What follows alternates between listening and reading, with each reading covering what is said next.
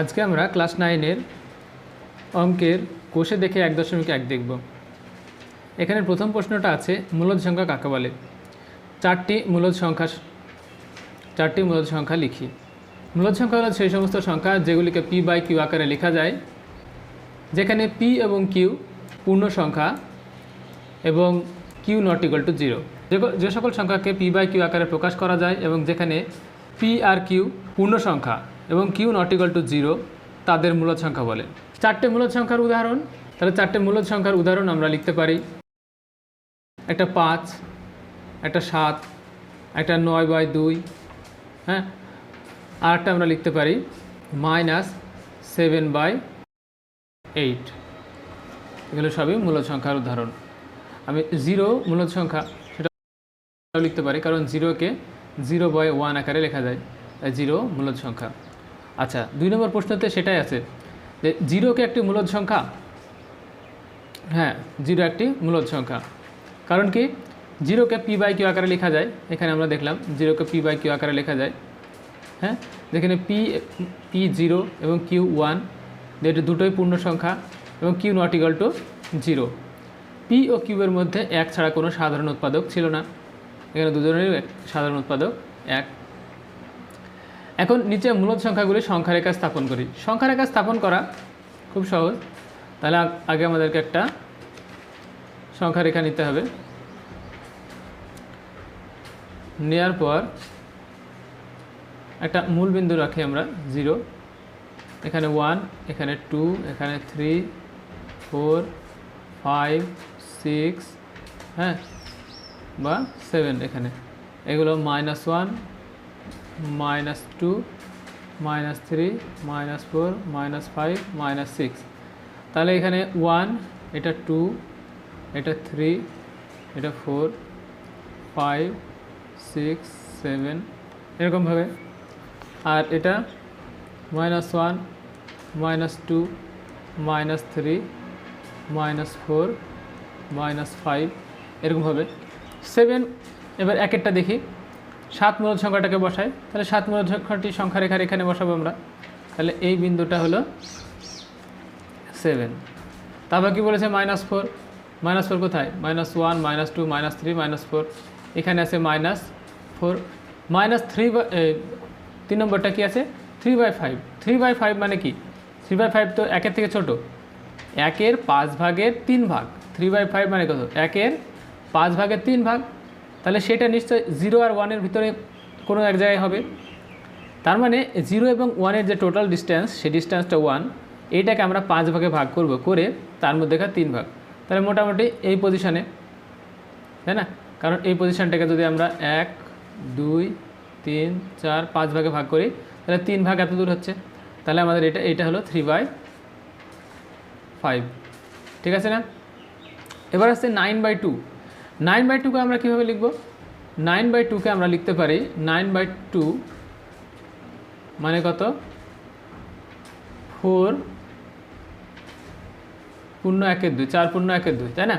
তাহলে 4 অবধি হবে আর হাফ মানে এইখানে। তাহলে এইটা হলো 9/2, এটা 9/2। তারপরে 2/9। 2/9 নিশ্চয়ই 2/9 মানে 1-এর 9 ভাগের 2 ভাগ। তাহলে এটাও কি 0 আর 1-এর মাঝখানে হবে। এবারে 0 এবং 1-এর মাঝের যে টোটাল দূরত্ব সেই দূরত্বটাকে আমরা 9 ভাগে ভাগ করব। 9 ভাগে ভাগ করার পরে 2 ভাগ, তাহলে মোটামুটি এরকম জায়গায় হবে, তাই না? এই টোটাল ডিস্টেন্সটাকে আমরা 9 ভাগে ভাগ করব, ভাগ করার পরে 2 ভাগ। তাহলে এই পয়েন্টটা হলো 2/9। এরপরে কি আসছে? 11/5। 11/5কে আমরা কীভাবে লিখতে পারি?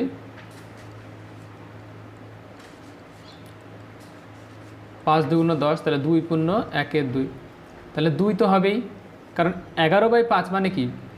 11কে 5 দিয়ে ভাগ করলে আমরা তো 2 পাবোই, আর এক্সট্রা কত পাবো? হাফ পাবো। তাহলে 2 এত দূর আর হাফ ঠিক, তাহলে 3 আর 2-এর মাঝামাঝি এখানে। তাহলে এই জায়গাটা কত? 11/5, তাই না?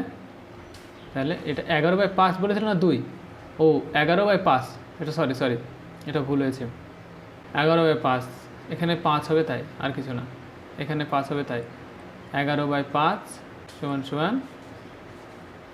2 পূর্ণ 1 এর 5, মানে এই 2-এর পরের এই টোটাল জায়গাটাকে আমরা 5 ভাগ করব, করে 1 ভাগ, তার মানে এইরকম জায়গায় মোটামুটি এইটা হলো 11/5, ঠিক আছে না। তারপরে -13/4, তো -13/4 মানে 3 4 12, 4 অবধি হবে এত দূর, 1 2 3 4 এত দূর, আর 4 মানে 1/4 মানে এরকম জায়গায়, এটা হলো -13/4। এভাবে আমরা সংখ্যা রেখায় বসাতে পারি, তাই না। এছাড়া তারপরে অঙ্কগুলো কি বলেছে, তারপরে অঙ্কগুলো বলেছে নিচের প্রতিটি ক্ষেত্রে মূলদ সংখ্যা দুটির মধ্যে একটি মূলদ সংখ্যা লিখি, মূলদ সংখ্যা দুটোর মধ্যে আরও একটি মূলদ সংখ্যা নির্ণয় করতে হবে। আমরা জানি যে কোনো দুটি মূলদ সংখ্যার মধ্যে অসংখ্য মূলদ সংখ্যা থাকতে পারে, যে কোনো দুটি, হ্যাঁ, যে দুটি পূর্ণ সংখ্যার কি আমরা মূলদ সংখ্যা বলবো, তার মাঝে যে দুটো আরও মূলদ সংখ্যা পাবো এমনটা নয়, যে কোনো দুটি মূলদ সংখ্যা সেটা যত ছোটোই হোক, সে সমস্ত মূলদ সংখ্যার মাঝে আমরা আরও অসংখ্য মূলদ সংখ্যা পাব। এখানে আমাদেরকে 4 নম্বর প্রশ্নতে কি দিয়েছে, যে 4 এবং 5 এর মাঝে একটি মূলদ সংখ্যা নির্ণয় করতে হবে। তো 4 এবং 5 সংখ্যা রেখা যদি এটা হয়, হ্যাঁ, তাহলে এটা হলো 5, এটা 4, এর মাঝে একটি মূলদ সংখ্যা কোথাও, এইখানে যে কোনো একটা, মানে 4 + 5/2 মানে ঠিক মাঝের পয়েন্টটা, তাহলে এটা কত হবে 4 + 5/2 মানে 9/2, তাই না, মানে কত 9/2 মানে কত 4/2, তাই না, এটা একটা। আবার এখানেও আরও মূলদ সংখ্যা আছে, এখানেও আরও মূলদ সংখ্যা আছে, এখানেও আরও মূলদ সংখ্যা আছে, এর মাঝেও কয়েক কোটি আছে, এখানেও কোটি কোটি আছে, এখানেও অসংখ্য আছে, এখানেও অসংখ্য আছে, তার মানে যে কোনো দুটি মূলদ সংখ্যার মধ্যে মূলদ সংখ্যার সংখ্যা অসংখ্য, তার মানে 4 এবং 5-এর মধ্যে অসংখ্য মূলদ সংখ্যা আছে, তার মধ্যে আমাদেরকে একটি মূলদ সংখ্যা লিখতে বলেছে। তাহলে আমরা ঠিক মাঝের বিন্দুটা বের করে দেবো, তাহলে 4 এবং 5 যোগ করে 2 দিয়ে ভাগ করে দিলে আমরা ঠিক মাঝের বিন্দু পেয়ে যাবো, সেটা 4.5, তাই না। এবার বলছে কি 1 এবং 2 এর মাঝের মূলদ সংখ্যাটা নির্ণয় করি, ঠিক একইভাবে তাহলে কীভাবে এটা 1 এবং 2, এখানে আছে 1, এখানে আছে 2, তাহলে এখানে আমরা ঠিক মাঝে 1 এবং 2 এর মাঝবর্তী কোনটা 1 + 2/2, তার মানে 3-এর 2, তাই না, 3-এর 2 মানে কত 1 পূর্ণ 1-এর 2, এটা হলো এই বিন্দুটা, ঠিক আছে। 1-এর 4 ও 1-এর 2 এই বিন্দু দুটো সংখ্যা রেখা কীভাবে বসাবো এবং এর মাঝের মূলদ সংখ্যা কীভাবে নির্ণয় করব, 1-এর 4 এবং 1-এর 2 এর যোগফল, 1-এর 4 এবং 1-এর 2 এর যোগ করলে আমরা যেটা পাবো সেখান থেকে আমরা করতে পারবো। তাহলে 1-এর 4 এবং 1-এর 2 এর মধ্যবর্তী একটি মূলদ সংখ্যা নির্ণয় করব আমরা। তাহলে এখানে আছে 1-এর 4, এখানে আছে 1-এর 2, তাই তো। আচ্ছা, 1-এর 4 বড় না 1-এর 2 বড়? অবশ্যই 1-এর 2 বড়, কারণ কি এটাকে আমরা যদি 2 দিয়ে গুণ করি তাহলে এখানে এরকম পাবো, তাহলে 2-এর 4 অবশ্যই বড় হওয়ার কথা, তাই না। এর মাঝের একটা বিন্দু কোথায় পাবো, এখানে যদি আমরা নিতে চাই ঠিক মধ্যবিন্দুটা, তাহলে আমাদেরকে কী করতে হবে 1-এর 4-এর সঙ্গে 1-এর 2 এর যোগ করতে হবে, যোগ করার পর আমরা নির্ণয় করতে পারবো কীভাবে 4 লসাগু, তাহলে 1 + 2, তাহলে কত হলো 3-এর 2, 3-এর 4, তাই তো। তাহলে এই বিন্দুটার নাম হলো 3-এর 4, এটাই কি, এটা একটা মূলদ সংখ্যা। ঠিক -1 আর হাফের মধ্যে মূলদ সংখ্যা কত হবে, -1 + -1 + ½/2, এটা হিসাব করলে কত হবে, এটা হিসাব করলে আসবে -1/2 মানে -1/4, ঠিক আছে। এটা হলো 4-এরটা যে কোনো একটা মূলদ সংখ্যা নির্ণয় করলাম। এবার যদি এই দুটোর মধ্যে বলে তাহলে ঠিক তেমনভাবে এই দুটো যোগ করতে হবে, যোগ করে 2 দিয়ে ভাগ করলে আমরা মূলদ সংখ্যাটি পেয়ে যাব। এখানেও তাই, আরেকটা 1 এবং 2 এর -1 এবং -2 এই দুটো যোগ করার পরে আমরা 2 দিয়ে ভাগ করলে -1 এবং 2 এর মধ্যবর্তী মূলদ সংখ্যাটা পেয়ে যাব এবং সেটা সংখ্যা রেখা বসাতে পারবো, ঠিক মধ্যবিন্দুটা হবে। এবার আসছে 4 ও 5-এর মধ্যে তিনটি মূলদ সংখ্যা লিখি এবং সংখ্যা রেখায় বসাই। তিনটি মূলদ সংখ্যা, যখন একটার বেশি একটা মূলদ সংখ্যা নির্ণয় করতে বলবে তখন আমরা কি করব, তখন প্রথম বিন্দুটা এবং দ্বিতীয় বিন্দুটা যোগ করে আমরা সেটাকে 2 দিয়ে ভাগ করে দিলেই আমরা মধ্যবিন্দুটা পেয়ে যাব। সেই মধ্যবিন্দুটাই একটি মূলদ সংখ্যা। কিন্তু যদি একের বেশি একাধিক মূলদ সংখ্যা নির্ণয় করতে বলে তখন আমরা কি করব, তখন আমরা প্রথমে ডি নির্ণয় করব। তাহলে দেখো 5-এর প্রশ্নটা করার জন্য আমরা প্রথমে ডি নির্ণয় করব। ডি নির্ণয় করার কীভাবে করব, ডি নির্ণয় করার ফর্মুলা কি? ডি নির্ণয় করার ফর্মুলা অন্তিম বিন্দু এবং প্রাথমিক বিন্দুর বিয়োগফল। যদি এরকম হয়, যেখানে এটা এক্স আর এটা যদি ওয়াই হয়, হ্যাঁ, তাহলে এর মাঝে যদি আমি n সংখ্যক মূলদ সংখ্যা নির্ণয় করতে চাই তাহলে এক্স এবং ওয়াইয়ের মধ্যে পার্থক্য y - x নির্ণয় করতে হবে, তার সঙ্গে n+1 দিয়ে ভাগ করতে হবে। এটাই হলো ডি, মানে y - x/n+1, এটা হবে ডি। এবং প্রথম বিন্দুটি কী হবে, প্রথম মূলদ সংখ্যাটি এই পয়েন্টের বিন্দুটি, তারপরের বিন্দুটি, তারপরের বিন্দুটি, হ্যাঁ, এইভাবে মূলদ সংখ্যাগুলি কি হবে, সেটা হলো প্রথমটি হবে x+d, হ্যাঁ, তারপরের বিন্দুটি কী হবে x+2d, তারপরটি কী হবে x+3d, ঠিক আছে না?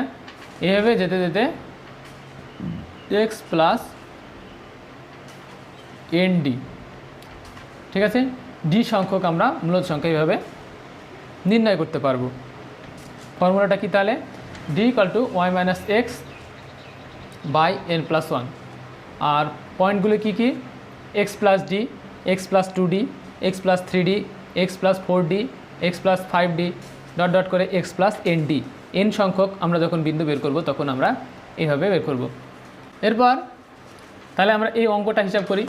এখানে আগে ডি যদি আমরা বের করি, ডি এ বলেছে কি, এই অঙ্কটার ক্ষেত্রে ডি আমরা বের করব। এবার এই অঙ্কটার ক্ষেত্রে যদি আমরা ডি বের করি তবে ডি সমান হবে 4 এবং 5, মানে 5 - 4 বাই কটা বিন্দু বলেছে এখানে দেখো 3টি বিন্দু বলেছে, 3টি মূলদ সংখ্যা বের করতে পেরেছে।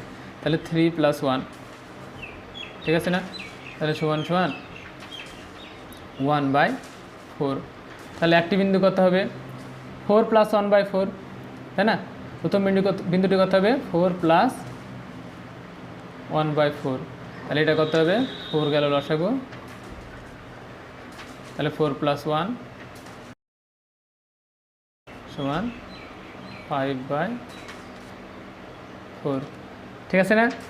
তাহলে একটি বিন্দু হবে 5/4, দ্বিতীয় বিন্দুটি কত হবে 4 +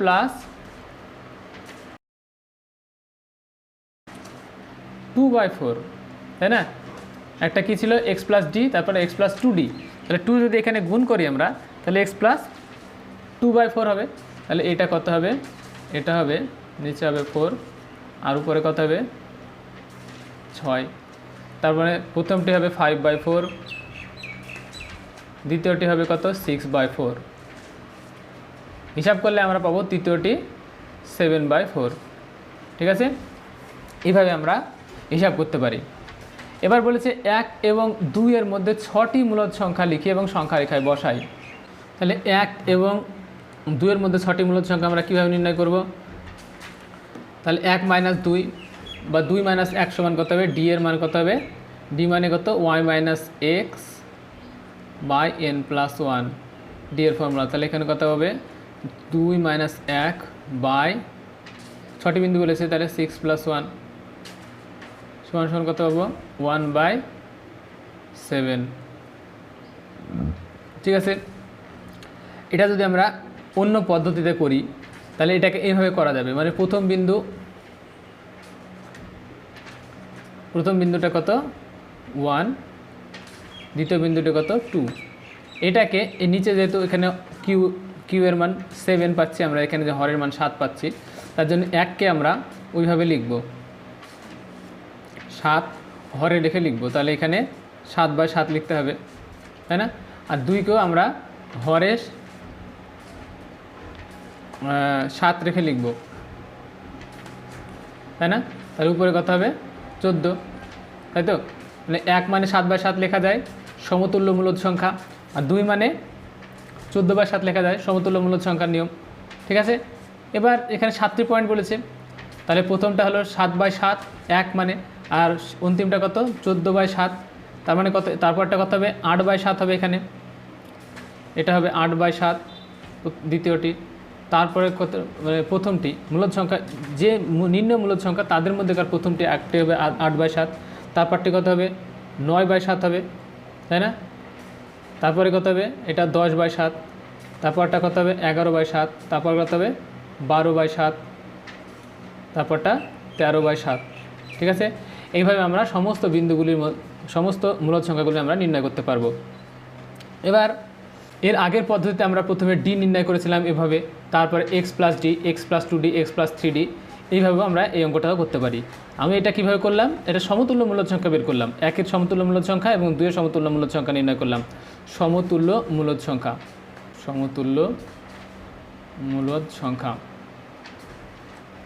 ঠিক আছে না? সমতুল্য মূলদ সংখ্যা দিয়ে, সমতুল্য মূলদ সংখ্যা দিয়ে এইভাবেও অঙ্কটি করা যাবে। 1-এর 5 এবং 1-এর 4-এর মধ্যে 3টি মূলদ সংখ্যা, 1-এর 5 এবং 1-এর 4-এর মধ্যে 3টি মূলদ সংখ্যা, তাহলে এখানে আমরা সেভাবেই করতে পারবো যেভাবে এর আগে করলাম।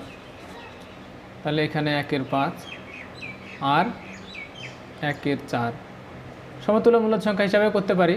তাহলে প্রথমে আমাদেরকে নির্ণয় করতে হবে কত, ডি। তাহলে এখানে আমরা ডি নির্ণয় করব এখন, ডি। তাহলে ডি ক্যালকুলেশন করলে কি কি পাবো, ডি ক্যালকুলেশন করলে 1/4 - 1/5 বাই কটা পয়েন্ট বলেছে 3টি, তাহলে 3 + 1 মানে 4 সমান সমান কত পাবো, সমান পাবো নিচে 4, উপরে কত পাবো 4×5 = 20, হ্যাঁ 20 লসাগু গেল, তাহলে 5 - 4 মানে 1। তাহলে ডি এর মান কত হচ্ছে আমাদের এখানে, ডি এর মান হচ্ছে নিচে হচ্ছে 20 × 4 উপরে 1, তার মানে 4 × 20 80, তাহলে 1-এর 80, তাই তো? তাহলে 1/5 + 1-এর 80 প্রথমটি হবে, তাই না? তাহলে এটা কত হবে 1/5 + 1-এর 80, এটা হিসাব করলে কত আসবে, হিসাব করে দেখো এখানে কত আসছে। তারপরে বিন্দুটি 1/5 + 2-এর 80, ঠিক আছে? তারপরে বিন্দুটি কত পাবো 1/5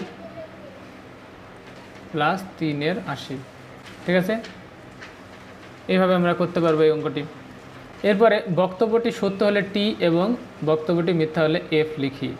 8-এরগুলো, দুটি পূর্ণ সংখ্যা যোগ বিয়োগ গুণ করে পূর্ণ সংখ্যায় পাবো, দুটি পূর্ণ সংখ্যা যোগ বিয়োগ গুণ করে আমরা পূর্ণ সংখ্যায় পাবো, এটা হবে টি মানে ট্রু। তার কারণ সত্য, এটা সত্য। তার কারণ কি, দুটো পূর্ণ সংখ্যা, একটা নিলাম 5 আর একটা আমি যে কোনো 7 নিচ্ছি, ঠিক আছে? এই দুটো যোগ করলে আমরা কত পাবো, 7 আর 5 = 12, তার 12 পূর্ণ সংখ্যা, তাহলে যোগ করলে পূর্ণ সংখ্যা হবে। বিয়োগ করলে কত হবে, বিয়োগ করলে কত হবে 5 থেকে 7 আমি বিয়োগ করছি, তাহলে কত -2, এটাও একটি পূর্ণ সংখ্যা, তাই না? -2 পূর্ণ সংখ্যা। আর একটা কি, গুণ করলে 5 × 7, এটা গুণ করলে কত পাবো আমরা 5 × 7 = 35, এটাও একটি পূর্ণ সংখ্যা, তাহলে কথাটি সত্যি টি। দুটি পূর্ণ সংখ্যা ভাগ করে সর্বদাই পূর্ণ সংখ্যা পাবো, এই কথাটি ফলস। দুটি পূর্ণ সংখ্যা ভাগ করে আমরা সর্বদাই পূর্ণ সংখ্যা পাবো, এই কথাটি ফলস। দুটি পূর্ণ সংখ্যা ভাগ করে আমরা সর্বদা পূর্ণ সংখ্যা নাও পেতে পারি, তার কারণ এটা হবে ট্রু। দুটি পূর্ণ সংখ্যা যোগ বিয়োগ গুণ যাই করি না কেন আমরা এই 3টের মধ্যে, সেটা পূর্ণ সংখ্যায় থাকবে, কিন্তু ভাগ করলে সর্বদা পূর্ণ সংখ্যা থাকবে না, তার জন্যে সর্বদাই পূর্ণ সংখ্যা থাকবে কথাটি ভুল। কেমন করে, আমরা যদি 4 এবং 2 নিই, দুটি পূর্ণ সংখ্যা, তাদের যোগ বিয়োগ গুণ তো আমরা জানি পূর্ণ সংখ্যা হবেই, ভাগ করলে এখানে আসলে কত 2, তাহলে এটা পূর্ণ সংখ্যা পেলাম। কিন্তু 4 আর 3 যদি নিই আমরা, 4 এবং 3 যদি পূর্ণ সংখ্যা নিই এবং তাদের মধ্যে যদি ভাগ করি, তাহলে এটা আমরা পূর্ণ সংখ্যা পাচ্ছি না, এটা কী সংখ্যা পেলাম আমরা, মূলদ সংখ্যা পেলাম, কারণ পি বাই কিউ ফর্ম পেয়ে গেছি এবং কিউ নট ইকুয়াল টু 0, তাই না? এটা অবশ্যই মূলদ সংখ্যা, এগুলো মূলদ সংখ্যা, কিন্তু পূর্ণ সংখ্যাও বটে, কিন্তু এটা পূর্ণ সংখ্যা নয়, শুধুই মূলদ সংখ্যা, মানে সকল মূলদ সংখ্যা পূর্ণ সংখ্যা না, সকল পূর্ণ সংখ্যা মূলদ সংখ্যা। তাই দুটি পূর্ণ সংখ্যা ভাগ করে সর্বদাই ভাগফলটা পূর্ণ সংখ্যা পাবো এমনটা নয়। এবার 9 নম্বরটা কি বলছে, দুটি মূলদ সংখ্যার যোগ বিয়োগ গুণ ভাগ, দুটি মূলদ সংখ্যা যোগ বিয়োগ গুণ ভাগ করলে কী সংখ্যা পাবো? দুটি মূলদ সংখ্যা যোগ বিয়োগ গুণ ভাগ করলে আমরা মূলদ সংখ্যায় পাবো। 9টা কি আছে, দুটি মূলদ সংখ্যা যোগ বিয়োগ গুণ ভাগ যাই করে না কেন আমরা মূলদ সংখ্যায় পাবো। তাহলে এখানে কি পাবো আমরা? মূলদ সংখ্যা। তো বন্ধুরা, আজকে ক্লাস এতদূর। কালকে আবার নতুন অঙ্ক নিয়ে তোমাদের সামনে হাজির হব। আশা করি পরবর্তী ভিডিওটি দেখবে। আর অঙ্ক সম্পর্কিত যে কোনো প্রশ্ন তোমরা কমেন্ট সেকশনে জানাবে। আমি পার্সোনালি তোমাদের কোশ্চেনগুলো নিয়ে আবার নতুন আরেকটি ভিডিওতে উপস্থিত হব। আশা করি ভালো থাকবে। পরবর্তী ভিডিওতে আবার দেখা হবে।